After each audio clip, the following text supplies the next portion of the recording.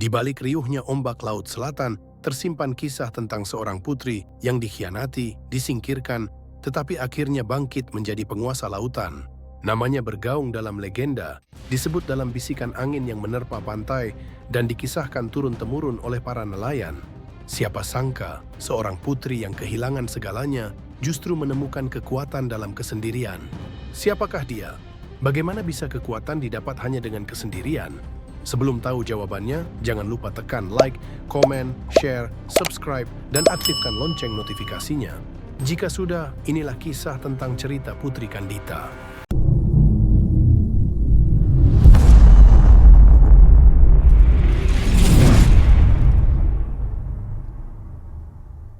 Di negeri yang makmur dan sejahtera, berdiri salah satu kerajaan yang kuat, Pakuan Pajajaran. Kerajaan tersebut dipimpin oleh raja yang adil dan bijaksana, yaitu Prabu Siliwangi.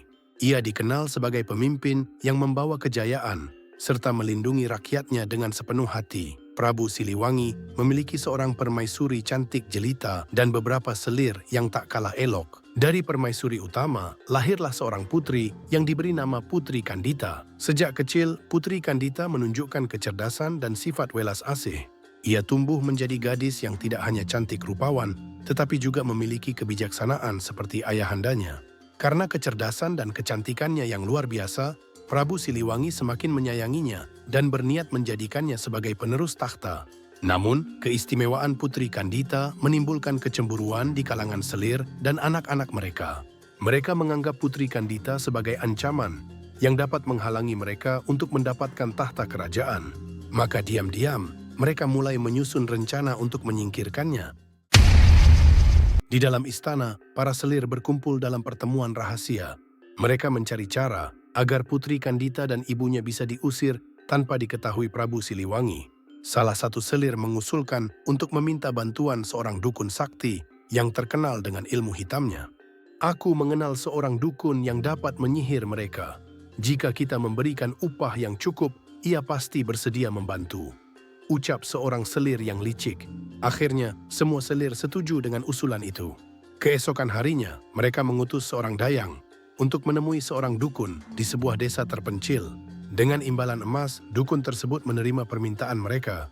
Malam itu juga, ia mengerahkan ilmu hitamnya untuk menyihir Putri Kandita beserta ibunya dengan penyakit kusta.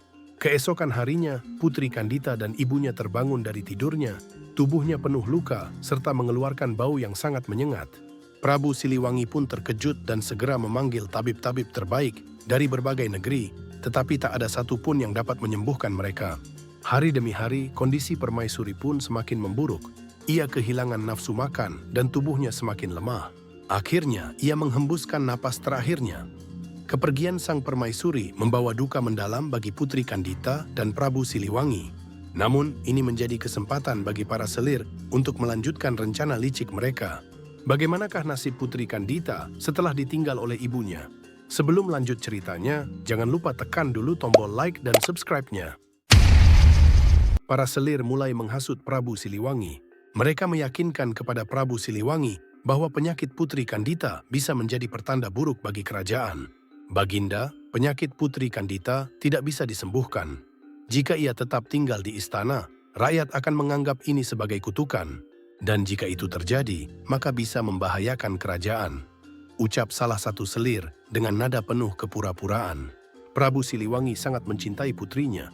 Namun, tekanan dari para selir dan dewan kerajaan membuatnya bimbang. Setelah berpikir panjang, dengan hati yang berat, ia terpaksa mengusir Putri Kandita dari istana.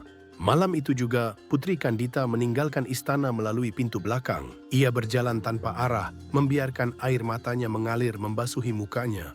Tak ada tempat yang dituju, hanya kaki yang terus melangkah menjauh dari istana yang dulu memberinya kebahagiaan. Selama berhari-hari, Putri Kandita mengembara tanpa tujuan. Ia melewati hutan lebat, sungai deras, dan lembah yang sangat curam. Tubuhnya pun semakin melemah, tetapi ia tidak menyerah. Ia terus berjalan hingga akhirnya tiba di pantai selatan yang luas dan biru. Di tepi pantai, Putri Kandita duduk di atas batu karang besar. Angin laut bertiup kencang, membelai wajahnya yang terlihat sangat lelah. Ia menatap lautan luas di hadapannya, tanpa tahu harus pergi kemana lagi. Apakah ini akhir perjalananku? Gumamnya lirih. Tiba-tiba, sebuah suara gaib terdengar di telinganya. "Wahai Putri Kandita, jika engkau ingin sembuh, berendamlah di lautan ini. Air laut akan menyucikan tubuhmu dan mengembalikan kecantikanmu." Putri Kandita pun terkejut. Ia menoleh ke sekeliling, tetapi tak melihat siapapun. Meyakini bahwa ini adalah pesan dari dewa, ia segera berdiri dan melangkah ke dalam laut. Begitu tubuhnya menyentuh air, keajaiban terjadi. Luka-luka di kulitnya mulai memudar, dan dalam hitungan detik, tubuhnya kembali bersih dan sehat seperti sedia kala. Tidak hanya sembuh, ia juga merasa lebih kuat dan berenergi. Kekuatan luar biasa mengalir dalam dirinya. Ia merasa seolah menjadi bagian dari lautan yang begitu luas dan perkasa. Sejak saat itu, Putri Kandita bukan lagi seorang putri biasa. Ia telah menjadi sosok yang baru. Apa yang Putri Kandita lakukan setelah mendapatkan kekuatan? Sebelum lanjut ceritanya, jangan lupa tekan dulu tombol like dan subscribe-nya. Putri Kandita menyadari bahwa nasibnya kini telah berubah. Ia tidak lagi memiliki tempat di istana, tetapi kini lautanlah yang menjadi rumahnya. Dengan kekuatan barunya, ia mulai menguasai ombak dan berkomunikasi dengan makhluk-makhluk laut. Berita tentang kesaktian dan kecantikannya segera menyebar ke berbagai kerajaan. Banyak pangeran yang datang untuk melamarnya, tetapi ia memberikan satu syarat. Mereka harus mampu mengalahkannya dalam adu kesaktian di atas ombak. Satu persatu pangeran mulai mencoba, akan tetapi tidak ada satupun yang berhasil.